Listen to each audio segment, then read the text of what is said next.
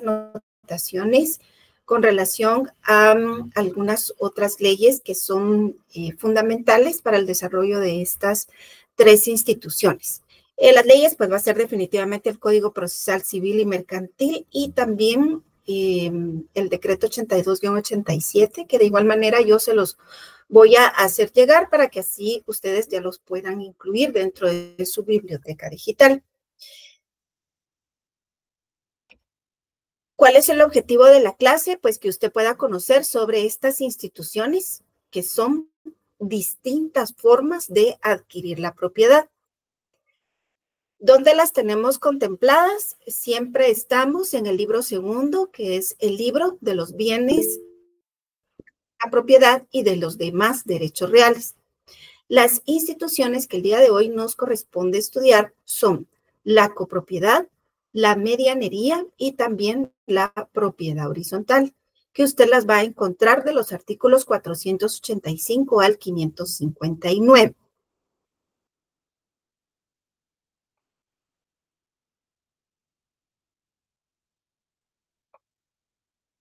Estas son las tres instituciones que son la copropiedad, la medianería y la propiedad horizontal. Para esto vamos a ver algunas cuestiones doctrinarias y también vamos a hacer el análisis respectivo de lo que establece el Código Civil. Cuando se habla de copropiedad, se refiere que esta institución se da cuando hay propiedad de dos o más personas. Estos copropietarios no tienen el dominio más que únicamente de la parte que les corresponde. El Código Civil lo establece como su parte alícuota. Entonces, sobre esa parte alícuota es la que pueden tener la disposición con respecto a esa propiedad. Sin embargo, como lo vamos a ver, la misma ley permite que ésta se pueda llegar a dividir y también tiene limitaciones. ¿Cuáles son algunas características que contempla de que es una forma especial de propiedad? Siempre cuando usted vaya a definir la copropiedad, la medianería y la propiedad horizontal, tiene que iniciar indicando que es una forma especial de propiedad en la que se es único dueño del área privada, que cada uno ocupa y son copropietarios con los demás copropietarios de las zonas comunes. Va a haber copropiedad también cuando hay coexistencia de propiedad de bienes privados y que son compartidos. Para esto tiene que existir la exigencia que las unidades tengan acceso a la vía pública. Los bienes comunes están compuestos por aquellos necesarios para la existencia de seguridad y conservación de todo el conjunto residencial. Asimismo, los bienes de uso privado tienen plena autonomía de uso por parte de sus propietarios dentro de los marcos que la misma ley establece y aunado a eso, pues los estatutos que hayan establecido los copropietarios.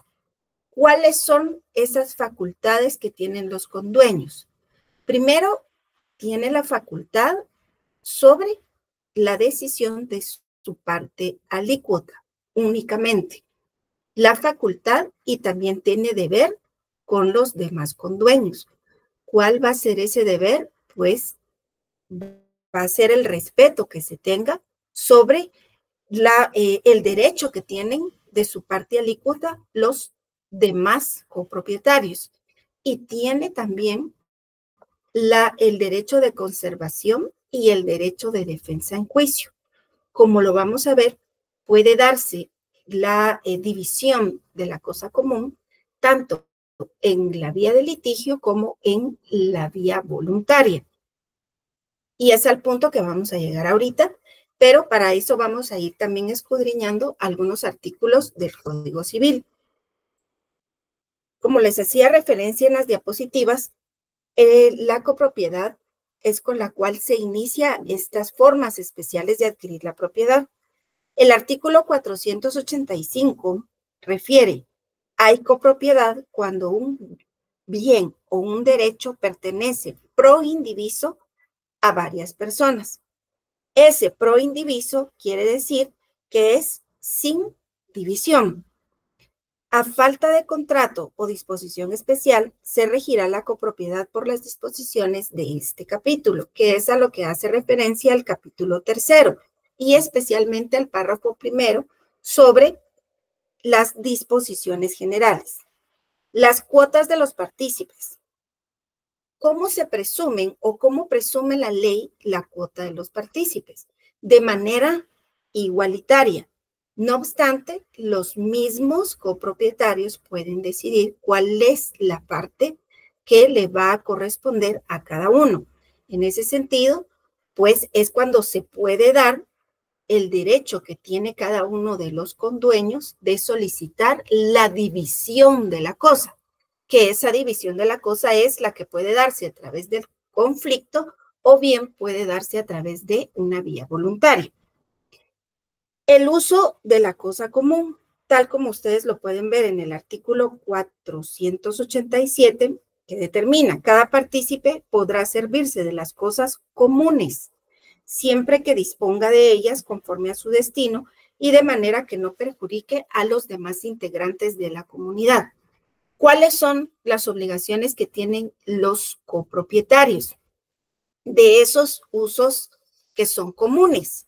La ley en el artículo 488 establece que cada partícipe tiene que contribuir con los gastos que sean necesarios para la manutención de la cosa en común y aunado a eso, pues lo que también puede hacer como accesorio para la utilidad de esa cosa en común. Hay aspectos importantes con respecto a la copropiedad, que también les voy a mostrar en un momento, sobre lo que ha establecido el Registro General de la Propiedad, porque cuando el bien está constituido en copropiedad, así es como se inscribe ante el Registro General de la Propiedad. Aunado a eso, la misma ley establece que debe de existir una administración de la cosa común. En el artículo 490, ustedes pueden verificar que para la administración del bien común serán obligatorios los acuerdos de la mayoría de los partícipes que representen por lo menos las 2/3 partes del valor total de la cosa. Hay aspectos que son fundamentales porque una de las situaciones que pueden llegar a dar conflicto cuando se tiene una propiedad inscrita como copropiedad es precisamente la administración que se puede llegar a tener sobre ese bien inmueble. Y entonces la ley hace referencia a ese artículo 490 con respecto a cuál cantidad tiene que estar de común acuerdo para que se pueda llegar a acotar una administración de esa cosa común. Y es muy clara la ley que debe de existir por lo menos las 2/3 partes del valor total de la cosa para que exista este acuerdo. Ahora, vamos a ver en el artículo 491 y 493 sobre esta institución que es el Pacto de Indivisión. El Pacto de Indivisión establece en el artículo 491 que será válido el pacto de conservar la cosa indivisa por tiempo determinado. Ojo con esto, para que usted lo subraye de una vez en su código. ¿Cuál es ese plazo por el cual los comuneros pueden establecer que no se dé la división de la cosa? Es un plazo que no exceda de 3 años. No obstante, la ley establece que el mismo pacto puede también prorrogarse. En su mayoría, cuando se da este pacto de indivisión, se puede dejar establecido en un documento privado en donde los comuneros acuden ante los oficios de un notario para que éste pues redacte un documento privado en donde se establece que no podrá dividirse la cosa por un plazo de 3 años. Sin embargo, es importante que el notario pues les haga la salvedad que este mismo plazo puede prorrogarse en el caso que los comuneros estén de acuerdo. Se realizan en este caso el documento privado con firma legalizada y este puede servir en algún momento como título en el caso que alguno de los comuneros pues no cumpla con el acuerdo que llegaron los demás comuneros para no dividir el plazo. Entonces, porque la misma ley no establece, ¿verdad?, cuál puede ser el instrumento en el cual se puede llegar a pactar este tipo de pacto de indivisión. Ahora bien, el artículo 491 es muy importante porque hace referencia al derecho que tiene cada condueño. Son varios aspectos que son muy fundamentales que usted en este artículo ponga atención. Establece el artículo 491. Todo condueño tiene la plena propiedad de la parte alícuota que le corresponde y la de sus frutos y utilidades. Aspectos importantes que en este momento usted tiene que subrayar en su código. En consecuencia, de esa parte alícuota, tiene derecho a enajenarla, cederla o gravarla, y aún ceder únicamente su aprovechamiento, salvo si se tratara de derecho personal. Vean ustedes aquí lo que establece la ley con respecto a ese derecho que tiene el copropietario de su parte alícuota. Muy bien, la puede enajenar, la puede ceder, la puede gravar y también puede darla en uso, es decir, en ese derecho real de usufructo, únicamente su parte alícuota. No obstante, la misma ley establece ciertos derechos que deben de validarse y tenerse presentes al momento en el que se va a dar una enajenación de ese derecho a un tercero. Porque la ley establece que primero tienen derecho de prelación para poder adquirir esa parte alícuota los demás condueños. ¿Cómo le denomina el Código Civil a ese derecho? Derecho de tanteo. Siempre estamos en el artículo 491. El efecto de la enajenación o gravamen con relación a los condueños estará limitado a la porción que se adjudique en la división al cesar la comunidad. Los condueños, y aquí subraya, goza del derecho de tanteo que podrán ejercitar dentro de los 15 días siguientes de haber sido notificados del contrato que pretende celebrar. Hace aquí el artículo 491 referencia a ese derecho de tanteo, que lo tenemos establecido en el artículo 498.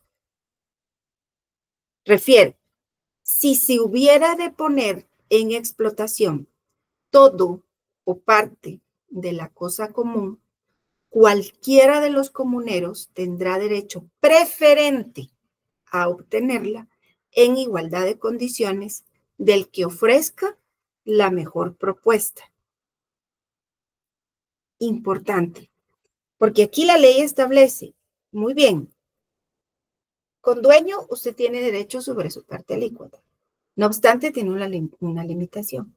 ¿A quién tiene que hacer de conocimiento primero que usted va a vender, en este caso enajenar, ¿verdad?, su parte alícuota? A sus condueños, a sus copropietarios. Y la ley, fíjense, es que no establece cuál es la forma en la cual se tiene que notificar a los demás condueños. Sin embargo, el notario, porque en la mayoría de veces cuando se hace este tipo de compraventas, pues definitivamente se tienen que utilizar los servicios profesionales de un notario. Entonces, el notario está en la obligación, porque él posteriormente en la escritura Dentro de las cláusulas de ese instrumento público de contrato de compraventa, se tiene que hacer mención que se cumplió con lo establecido en el Código Civil y se les hizo de conocimiento a los demás condueños el derecho de tanteo que regula el Código Civil. Si el notario está en la obligación, viene y redacta un acta de notificación, tal como lo establece el Código de Notariado con relación a un acta notarial. Sin embargo, esta va a tener efectos de comunicación, de notificación. Esa acta la hace de conocimiento a cada uno de los condueños para que ellos manifiesten y estén sabidos que tienen el derecho de poder ejercitarlo, ese derecho de poder adquirir esa parte alícuota, pero tiene un plazo, porque no va a ser eterno, ¿verdad ustedes? Entonces viene el notario, notifica y espera esos 15 días para que la parte, que en este caso es el condueño o el copropietario, quiera adquirir, le hace de conocimiento que sí desea adquirirlo y en consecuencia ya el notario lo toma en consideración. No obstante, si no tiene el deseo de adquirir ese derecho o parte alícuota del que está vendiendo, el notario de igual manera lo hace constar. Dentro de la escritura se coloca la cláusula escrituraria y además de eso, dentro del protocolo hay un apartado que se llama atestados. Allí es donde se incorpora dentro del protocolo que está en depósito del notario esa notificación. Porque al momento en el que al notario le hacen revisión por parte del Archivo General de Protocolos, van a verificar que haya cumplido con los atestados. Y si él autorizó, él o ella haya autorizado una escritura de compraventa de copropiedad, tiene que hacer constar que efectivamente cumplió con el derecho de tanteo. Entonces, este artículo es muy importante cuando se da este tipo de forma de propiedad que es la copropiedad y sobre todo cuando se va a dar esa enajenación por parte del propietario de su parte alícuota. Entonces son... Doctora, buen día. No sé si le puedo hacer una pregunta. Marlon Martínez le saluda. Sí, mucho gusto, licenciado Marlon. Gracias. Fíjese que me surgió la duda que si, por ejemplo, hay un conflicto, si fueran hermanos que son copropietarios y hubiera un conflicto y él dice, no le quiero vender, por ejemplo, ¿hay alguna obligatoriedad para venderle bajo las mismas condiciones que otro, digamos, ofrezca? O simplemente no le quiero vender, le notifico, pero no le quiero vender y no le vendo. No sé cómo funciona eso. Esa era una pregunta.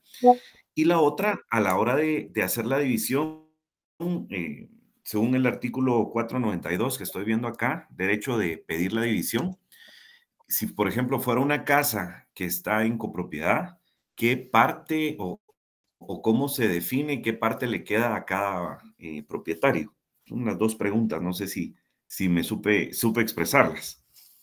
Muchas gracias, licenciado. Sí, sí, claro. Es justo lo que vamos a ver ahorita, ¿verdad? Que son las situaciones en las cuales puede darse que en algunas circunstancias se da de mutuo acuerdo y entonces se puede dar la división de la cosa común. Cuando es de mutuo acuerdo, ¿verdad? En diligencias voluntarias. Y si no hay acuerdo, entonces aquí ya se plantea un juicio. Disculpen, solo un momentito, por favor. Ahorita les voy a proyectar las dos leyes.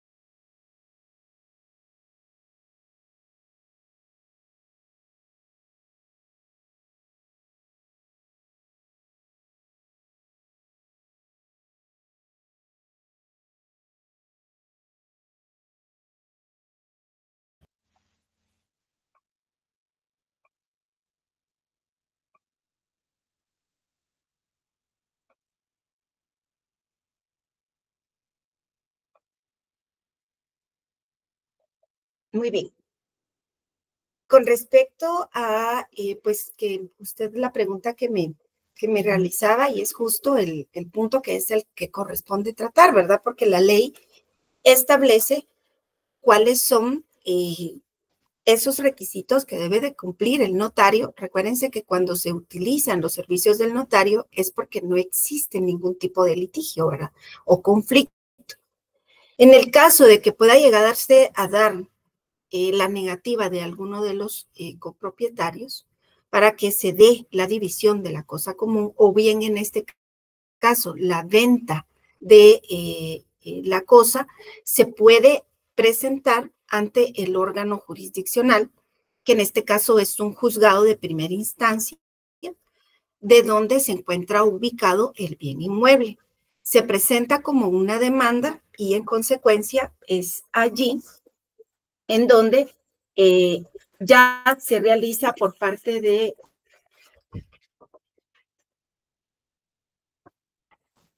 la parte que desea vender, pues la presentación, o bien la parte que no está de acuerdo, en este caso, de que se pueda llegar a dar a cabo la venta de esa parte alícuota. No voy a extenderme mucho en este trámite porque ustedes, cuando vean lo que es el curso de Derecho Procesal Civil, les corresponde ya desarrollar ampliamente cuáles son las fases que se tienen que llegar a acotar para que pueda el órgano jurisdiccional decidir o no si se da la división, en este caso de la cosa común. Y se va a dar división porque efectivamente una de las partes desea vender en su mayoría de ocasiones. Entonces, se da a través de este juicio porque es ante un órgano jurisdiccional cuando hay conflicto. Muy someramente, tal como se los estoy presentando en este momento, esto se realiza a través de un juicio oral, que es un poco más expedito que un juicio ordinario, ¿verdad? Porque tiene menos etapas procesales. No obstante, en su mayoría, por la misma carga que tienen los juzgados, pues puede llegar a tardarse. Y además de eso, también las actitudes que puedan llegar a tomar, pues los sujetos, en este caso, las partes procesales. Pero esta es una de las vías que puede darse a través de una demanda que se presenta ante un juzgado. Eso es cuando hay conflicto. Entonces, se presenta, se tiene que nombrar a un partidor porque se tiene que establecer, pues, qué parte le va a corresponder a cada uno, ¿verdad? Porque si ustedes escucharon, el Código Civil establece que se presume que cada uno de los propietarios va a tener partes iguales del bien. Entonces, es ahí en donde tiene que establecerse cuál es la parte cuando hay conflicto. Entonces, todo esto se lleva a cabo con este tipo de etapas que ustedes van a encontrar de los artículos 219 al 224, cuando hay conflicto, ¿verdad? Además de eso, cuando no hay conflicto y no se va a utilizar los servicios de un notario, también se puede presentar ante un juzgado y aquí se utiliza esta ley, que es el decreto 82-84. Ahorita se los voy a proyectar.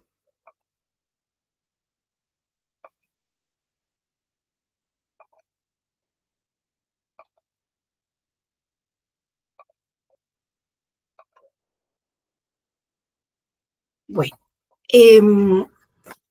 esta ley hace referencia a las normas que regulan, pues, la división de la cosa común, pero el Código Procesal Civil y Mercantil, en los artículos 219 al 224, establece cuando hay conflicto. Entonces, en 1983, creo yo que es esta ley, vamos a ver, 84, entonces ya se establecía un procedimiento en el cual también se pudieran utilizar los servicios del organismo judicial a través de la vía voluntaria. Porque pues los sujetos, en este caso los copropietarios, pues no tenían conflicto, pero deseaban dividir la cosa común y pues aunado a eso, pues la desmembración. Y en consecuencia, esta ley regula cuáles son esos requisitos que se tienen que presentar al momento en el que se vaya a dar la desmembración, porque consecuentemente si se va a dar la desmembración es también porque se va a dar la venta de la parte alícuota de uno de los copropietarios. Y aquí establece que el derecho de quién puede solicitar este tipo de desmembración. Definitivamente tiene que tener la calidad de copropietario. Para poder demostrar que tiene esa calidad, entonces se presenta la certificación expedida del Registro General de la Propiedad, en donde se determina que son 2 o más las personas que constan como titulares del dominio del bien inmueble y en consecuencia esa parte o esa parte alícuota de ese comunero es el que solicita que se pueda dar la división o bien la desmembración. Y en esta ley ustedes van a encontrar los requisitos en el artículo 5. Además de los requisitos que establece el artículo 61, cuando se presenta una demanda, esta ley, por el principio de especialidad, también presenta otros requisitos, que van a ser la descripción precisa y concreta de la fracción de terreno que se pretende localizar y desmembrar. Se tiene que indicar el lugar, aldea, municipio y departamento que pertenezca. En consecuencia, el abogado o la abogada tiene que ser muy específica en la localización de ese bien inmueble para individualizarlo, porque ese es el objeto de este proceso que se denomina diligencias voluntarias de división de la cosa común. Y así se presenta ante el juzgado en donde se encuentra el bien inmueble. La relación de los antecedentes de los respectivos derechos sobre la porción. En este caso va a ser la relación de los hechos, ¿verdad? De dónde proviene esa copropiedad y aunado a eso, pues se tiene que hacer la individualización de cada uno de los copropietarios, o en este caso, colindantes. La identificación de la finca matriz, para eso es fundamental que se presente como prueba la certificación del registro de la propiedad. Además, este proceso exige la proposición de 2 testigos que pueden ser los copropietarios de la finca. Y el interesado deberá presentar testimonio o copia legalizada de la escritura respectiva y certificación extendida por el registro de la propiedad, en donde consta la inscripción de dominio a nombre del copropietario, siempre y cuando el área a localizar sea superior a 42.125 hectáreas y exige también que se debe de presentar un plano. Y este plano sí tiene que ser firmado por un profesional, que en este caso es un ingeniero colegiado activo. Esas son las 3 formas en las cuales se puede dar la división de la cosa común. Puede darse al utilizar los servicios de un notario, no hay litigio, a través de la división de la cosa común cuando hay conflicto, o puede ser a través de las diligencias voluntarias.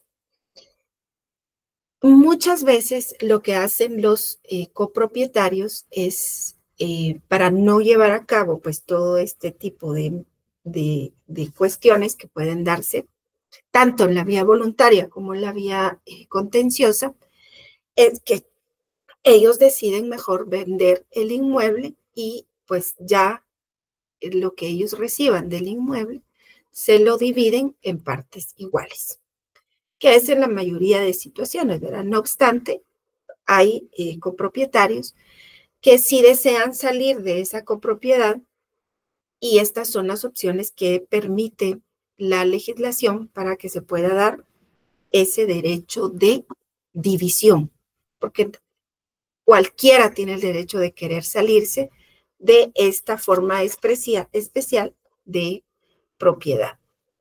Ahorita esta ley se las voy a mandar. Les voy a mandar también este Código Procesal Civil y Mercantil, que es el que está más actualizado, que tiene también las reformas para que lo incluyan. No obstante, es importante que ustedes compren sus códigos, ¿verdad?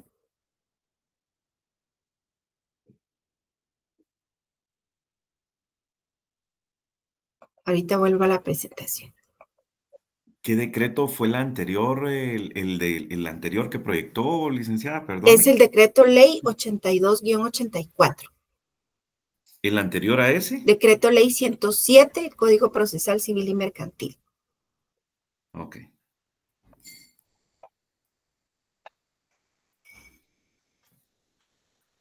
Bueno, entonces vamos acá con el derecho de cada uno de los condueños. Y acá sí terminamos lo que es la parte de el derecho de copropiedad. ¿Cómo puede, si yo les pregunto ahorita, conforme lo que les acabo de decir, la manera en la cual se puede dar la división, ¿verdad? Ya establecimos que puede ser a través de la vía judicial o la vía voluntaria. Para que pueda darse el cese, en este caso, de la propiedad en copropiedad, ¿cuáles serían entonces las opciones que se tienen? Les dije notarial y judicial. En este caso, la ley lo regula en el artículo 503, que refiere: la copropiedad cesa por la división de la cosa común. Definitivamente, ahí se termina la copropiedad. Puede darse por su destrucción, por su pérdida o por su enajenación. Y puede darse también por la consolidación o reunión, en este caso, de todas las partes alícuotas únicamente en un propietario. Entonces, el artículo 503, coloquen ustedes ahí una anotación. El cese de la propiedad, conforme a lo que acabamos de enunciar, puede darse a través de la vía judicial, a través de el juicio oral o las diligencias voluntarias, y en la vía voluntaria a través de los servicios notariales. En aquel entonces, ¿verdad? Ustedes, estamos hablando del Código Civil de 1964, en el que pues habían muy pocos notarios. Actualmente, el Colegio de Abogados ya va por el colegiado más de 45,000. Entonces, hay mucho más notarios y en consecuencia, en la mayoría de ocasiones, pues los copropietarios prefieren utilizar los servicios notariales para que esto pueda llegarse a un común acuerdo y se pueda cesar con la propiedad. Es importante entonces que usted lea del artículo 485 al artículo 504 con respecto a las disposiciones generales.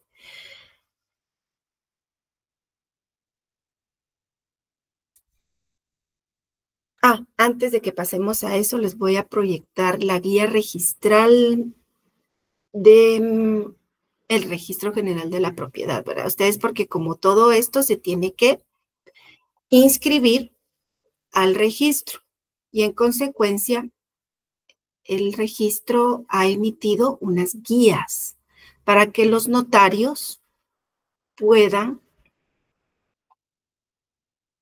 presentarlo con los lineamientos que establece, vamos a ver, por acá está, que establece el registro, ¿verdad? Sin embargo, ¿verdad? Ustedes, hay ocasiones en que, pues, también depende mucho del criterio del operador que le registre a uno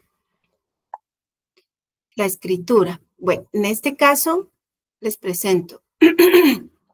Esto también se los voy a mandar, que son las guías que ha emitido el Registro General de la Propiedad. Tiene una guía que es la guía número 16, que hace referencia a la copropiedad. Y pues aquí hace una definición doctrinaria sobre lo que debe de comprenderse como copropiedad en cuanto a una de las formas de ejercer la propiedad en la cual el titular o sujeto activo de la misma es una pluralidad de personas. Es decir, un mismo bien es propiedad de dos o más personas. Por lo tanto, los derechos sobre el bien pertenecen a todos. Y es muy importante que tomen en consideración que en esta guía, incluso con respecto al registro de la propiedad, hace la enunciación específica del derecho de tanteo, porque es una de las cosas que sí o sí es lo primero que va a verificar el operador que va a registrar esa inscripción de cuando se da la venta de un bien en copropiedad, que se cumpla con ese derecho de tanteo, porque en el caso de que no se cumpla esa escritura puede ser objeto de una nulidad de instrumento público. Puede que no tenga los efectos ni siquiera para nacer a la vida jurídica, porque el Código Civil es muy preciso en establecer que sí o sí en el artículo 491 y en el artículo 498 se tiene que cumplir con ese derecho de tanteo. En consecuencia, el notario tiene que hacer constar que efectivamente sí cumplió con notificar a los copropietarios. Y como les hacía mención, ¿verdad? Cuando pues uno tiene en depósito ese protocolo, lo que hace es que en los atestados al final coloca las notificaciones con las cuales se les hizo de conocimiento a los copropietarios y en consecuencia se cumplió con el plazo de los 15 días para que los copropietarios pues tuvieran ese derecho de manifestación. Refiere esta guía que pues en el artículo 485, recordarán ustedes que ahí se encuentra la definición, podríamos decir, legal de la copropiedad. Y la guía establece la enajenación de derechos entre copropietarios no requiere el consentimiento ni el ejercicio del derecho de tanteo de los otros condueños. ¿Qué quiere decir esto, verdad? Bueno, que entonces somos 4 los copropietarios y resulta que uno de los 4 decide venderle a uno de los copropietarios. En consecuencia, ahí no es necesario hacer el derecho de tanteo. ¿Cuándo es necesario hacer el derecho de tanteo? Cuando el bien se está poniendo a disposición de un tercero que no está dentro de la copropiedad. Ahí. Pero si se va a vender entre copropietarios, no es necesario que se haga el derecho de tanteo. Ahora, asimismo establece, conforme al artículo 491, la notificación a condueños debe ser previa a la negociación que se celebre. Sin embargo, el otro u otros copropietarios pueden manifestar su consentimiento antes o después de celebrado el contrato. Vean ustedes aquí que es la guía registral permite que posterior pueda manifestar su consentimiento. Definitivamente, cuando uno está en el ejercicio del notariado, tiene que ser muy cuidadoso en este tipo de instrumentos públicos, porque aquí recuérdese que puede ser objeto incluso de hasta la presentación de una denuncia en materia penal, una denuncia ante el Colegio de Abogados y Notarios de Guatemala, y puede también ser demandado en la vía civil por algún tipo de daños y perjuicios que hubiera ocasionado a uno de los copropietarios. Entonces, si bien es cierto, este artículo permite que sea posterior, todo esto el notario lo tiene que hacer constar dentro de su protocolo con los atestados, porque al momento en el que llegara a darse algún tipo de conflicto, posteriormente, verá ustedes, entre los copropietarios, o bien que hubiera sido objeto de la presentación de alguna denuncia o alguna demanda, el notario tiene el documento en el que hace constar que cumplió con lo establecido en el artículo 491 y el artículo 498. La notificación, y aquí era lo que les hacía mención con respecto al notario.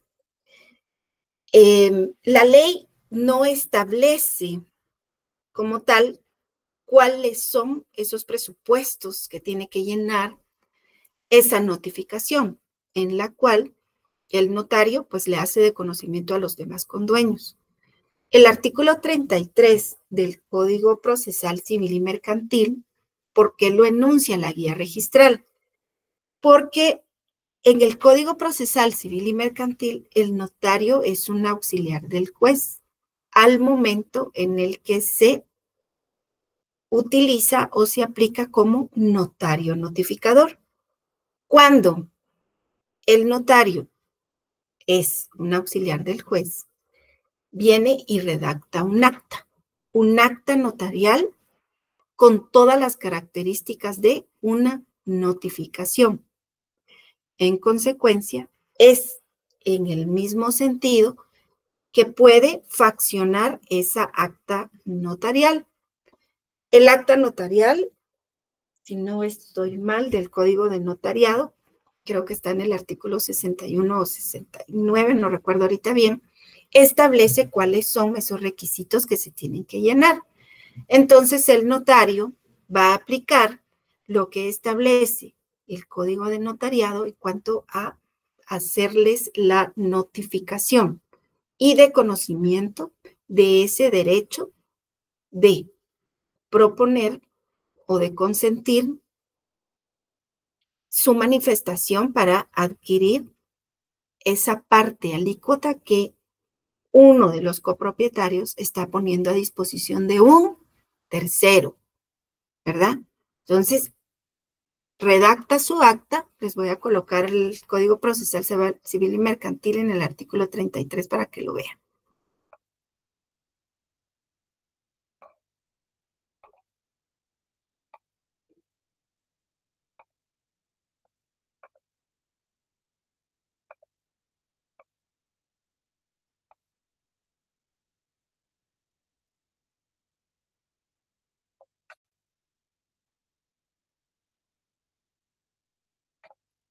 Auxiliares del juez. Entonces, aquí los notificadores y en el artículo 33 hace la enunciación que el notario podrá, a instancia de parte, encomendar a un notario la realización de determinados actos, incluso notificaciones y discernimientos.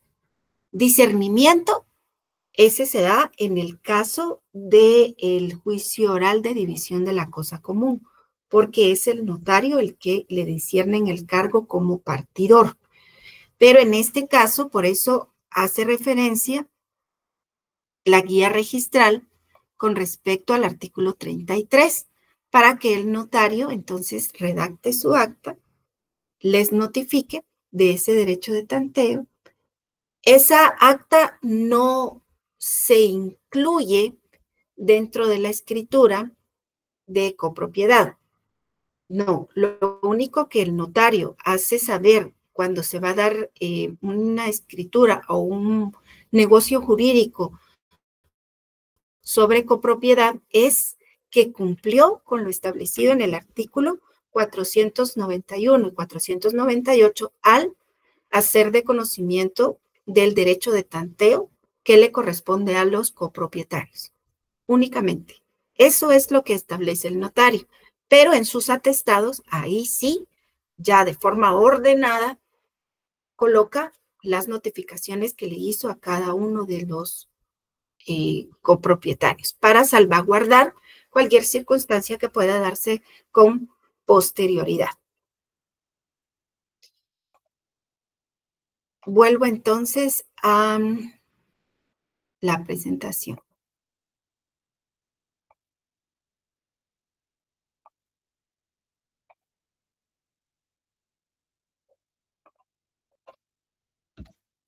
Aquí está el derecho de tanteo, el derecho de retrato, que esto ustedes ya lo van a poder leer. Estas son cuestiones doctrinarias que igual están, que ustedes pueden verificar y concatenar con la ley. Vamos a la siguiente forma de especial, ¿verdad? Forma especial de propiedad, la medianería. Esta la encuentran ustedes en el párrafo segundo de los artículos 505 al 527. Una definición doctrinaria es la siguiente. Como les hago mención, siempre con respecto a estas instituciones, usted debe empezar estableciendo que es una forma especial de propiedad que se presume en las paredes divisorias de edificios contiguos hasta el punto común de elevación, paredes divisorias de jardines, en cercas, vallados y setos vivos que dividen los predios rústicos. Para esto necesitamos verificar lo que establece el artículo 505.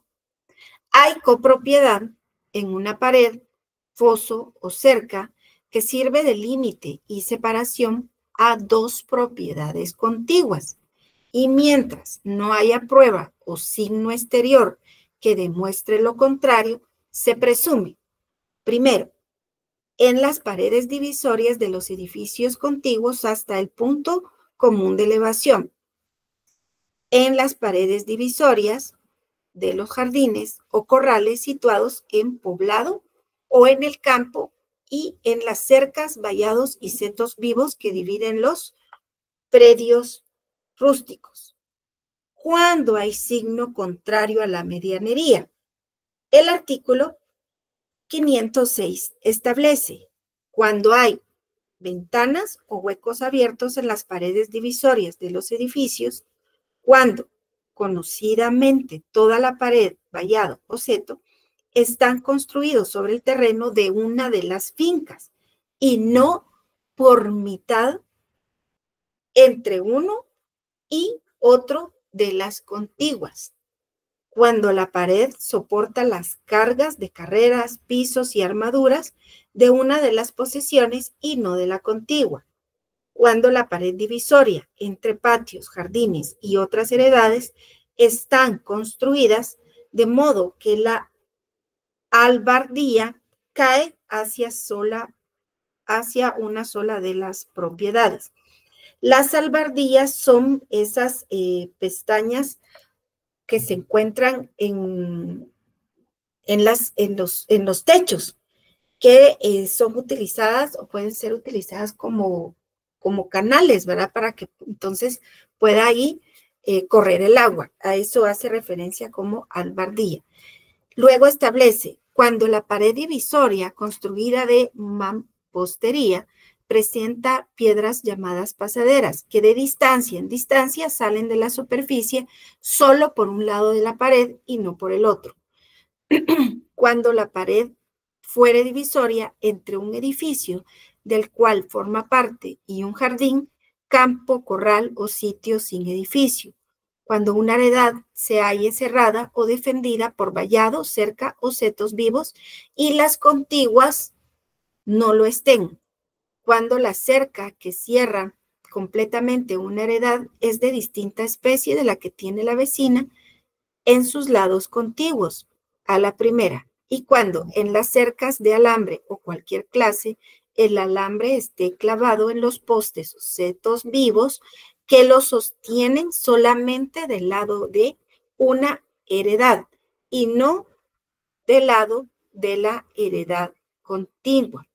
Entonces, esos son puntos importantes que se tienen que establecer cuando se da algún tipo de medianería, porque si en este caso la pared, el seto o bien la cerca o el vallado esté del lado de una de las propiedades, consecuentemente ahí hay signo contrario de medianería y entonces no puede darse esta institución que es como considerada también una forma de propiedad especial.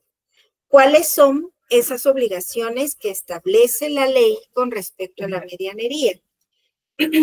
Artículo 512 y 513 establecen cuáles son las obligaciones. Primero, los dueños de los predios están obligados a cuidar y que no se deteriore la pared, cerca, zanja, seto, que es el seto, en este caso, medianero. Y también el artículo 513 establece la reparación y mantenimiento que se tiene que dar de lo que es la medianería. También establece el artículo 517 la limitación que tiene la medianería. Este artículo fue reformado mediante el decreto ley 218, porque fíjense que cuando surgió la creación, que es un decreto ley, este decreto ley, que es el 106, que es el Código Civil, también durante el gobierno, que era gobierno de facto, se dieron algunas reformas. Dentro de estas reformas estaba la que se constituyó como decreto ley 218. Se los voy a mandar para que ustedes lo verifiquen. Sin embargo, ya nuestro Código Civil tiene incluidas esas reformas porque esas reformas devienen desde 1964. Bueno, entonces, ¿cuáles son las limitaciones que tiene la medianería? Mientras el dueño de la pared divisoria tenga a su favor una servidumbre de luz o de vista, el dueño del predio vecino solo podrá adquirir la medianería hasta la altura de la parte inferior de las ventanas o huecos que constituyen el signo exterior de la servidumbre. Y es importante tomar en consideración con respecto a el momento en el que se llega a dar algún litigio, aunque no se da mucho, ¿verdad? Ustedes de la medianería, se tienen que tener en consideración tanto lo que establece el artículo 505 y 506 y el artículo 517 para poder determinar hasta qué punto puede establecerse que existe una medianería y en consecuencia, pues, los copropietarios de esta medianería asuman las obligaciones y también los deberes que se tienen con respecto a esta medianería. Eso ustedes lo pueden leer, que es del artículo que les decía, del artículo 505 al 527. No puedo ver si alguien va a tomar el uso de la palabra. Por favor, solamente me dice su nombre. Sí, muchas gracias, maestra. Mi nombre es Danilo Obando. Yo tengo una duda al respecto de donde dice el punto común de elevación. Bueno, conocí un caso. Una persona le vendió la mitad de su inmueble a otro e hicieron una pared medianera. Sí. Luego, le digo, yo lo conocí muy bien por un cargo público que yo tuve. Entonces, llegaron a la municipalidad y me plantearon a mí, una de las personas me dijo, fíjese que el señor construyó una ventana en el tercer nivel y como es pared medianera, nosotros queremos que cierre la ventana.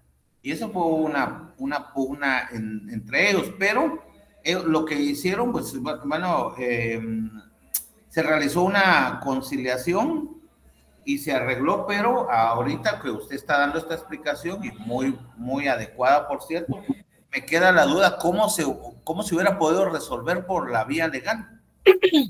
Se presenta ante el órgano jurisdiccional para que en este caso sea un órgano jurisdiccional el que establezca a través de los medios de prueba a quién le corresponde ese derecho o a quién le asiste ese derecho. Si no se encuentra establecido un procedimiento para que esto les quede en el entendido en procesos civiles, si no está dentro del procedimiento, que puede ser juicio oral, juicio sumario, juicio oral y juicio sumario, o juicio de jactancia también dentro del proceso civil y mercantil, si no tiene procedimiento y hay conflicto, es en la vía ordinaria. Así es como se dilucida. Ahora, ¿qué pasa en la mayoría de los juzgados? Definitivamente van a agotar lo que establece el artículo 66, literal E de la ley del organismo judicial. Entonces, la primera etapa que agotan todos los órganos jurisdiccionales, verá ustedes, en materia civil, o en su mayoría de veces, es la conciliación. Y es lo que ustedes realizaron ahí en la vía municipal, ¿verdad? Que si agota la conciliación, ellos asumen un acuerdo, ese acuerdo en cuestión civil, ya en un órgano jurisdiccional, ese acuerdo se vuelve título ejecutivo. Entonces, cualquiera de las partes que no cumpla puede presentar nuevamente ante un órgano jurisdiccional que se ejecute en la vía civil el incumplimiento al acuerdo que llegaron. Pero sí, en este caso, licenciado, ya se realiza directamente ante una judicatura de materia civil y si no tiene procedimiento establecido, se presenta como un juicio ordinario, ¿verdad? No obstante, las reformas que ya ha tenido el juicio ordinario actualmente, que en su mayoría se realiza de manera oral, ya no es tan extensa como era anteriormente, de igual manera conlleva muchos gastos, ¿verdad? En el sentido que como se tiene que pagar honorarios de abogado y también por las etapas procesales que pueda llegar a asumirse dentro de este proceso. Pero en su mayoría, incluso en las judicaturas de paz, se presentan también este tipo de conflictos, pero cuando ya lo conocemos en la judicatura de paz es porque ya ha existido algún riesgo a la integridad de las personas, ¿verdad? Aunado a la situación que pueda llegar a darse de este tipo de materia civil. O bien se acude al centro de mediación, que es del organismo judicial, en donde pues las partes de común acuerdo llegan y plasman los acuerdos voluntarios a los cuales llegaron. Esto se homologa por parte de un órgano jurisdiccional y de igual manera sirve como título ejecutivo. Yo les soy muy sincera, no he conocido procesos judiciales que se hayan llevado a cabo por medianería. Eso sí no he conocido. Donde sí he conocido, pues es en las diligencias que son voluntarias, ¿verdad? Donde no hay litigio. En la mayoría de situaciones llegan a común acuerdo, pues los copropietarios. Muchísimas gracias. Muy bien. Bueno, entonces voy a pasar a la siguiente institución. Si no me da tiempo terminarla, la termino para la próxima semana. La siguiente institución es la propiedad horizontal. Esta la encuentran ustedes en el párrafo tercero de las formas especiales que tiene la propiedad. El artículo 528 del Código Civil establece los distintos pisos, departamentos y habitaciones de un mismo edificio de más de una planta susceptibles de aprovechamiento independiente pueden pertenecer a diferentes propietarios en forma separada o en condominio, siempre que tengan salida a la vía pública o a determinado espacio común que conduzca a dicha vía. El epígrafe del artículo 528 establece propiedad singular en edificios de varios pisos, departamentos y habitaciones, que así ustedes la van a encontrar referida por algunos doctrinarios como propiedad singular. Ahora, ¿cómo se va a originar la propiedad horizontal? El régimen de propiedad horizontal establece el artículo 529, se da cuando el propietario someterlo a este régimen para efectuar cualquier negocio jurídico con todo o parte de sus diferentes pisos, una vez que se haya inscrito en el registro de la propiedad como fincas independientes. Esto es fundamental que usted lo subraye en este momento de su código, porque si bien es cierto, están constituidas en manera de edificio, cada uno de estos pisos debe de tener una inscripción independiente en el Registro General de la Propiedad, para que entonces usted lo subraye de una vez lo del artículo 529. Literal B, perdón, A. En la literal B refiere cuando una o varias personas construyan un edificio con el mismo propósito y cuando en disposición de última voluntad se instituya a los herederos, a algunos de ellos como legatarios de pisos de un edificio susceptible de propiedad horizontal. Bueno, ya aquí estamos en el entendido cómo se va a originar. Ahora, van a existir situaciones que son obligatorias al momento en el que se constituya una propiedad como propiedad horizontal. Para poder constituirla como propiedad horizontal, el artículo 530 establece que la misma no puede tener ningún gravamen, ninguna limitación, ninguna anotación o ningún reclamo. Nada. El bien inmueble para poder ser constituido como propiedad horizontal tiene que estar libre de gravámenes, porque esta se inscribe, como lo vamos a ver en la guía registral, cuando se inscribe el régimen, porque lo que se está inscribiendo es el régimen de propiedad industrial, tiene que constituirse o inscribirse como una primera inscripción. No obstante, cada uno de los pisos va a estar inscrito como bien independiente, como finca independiente, cada uno.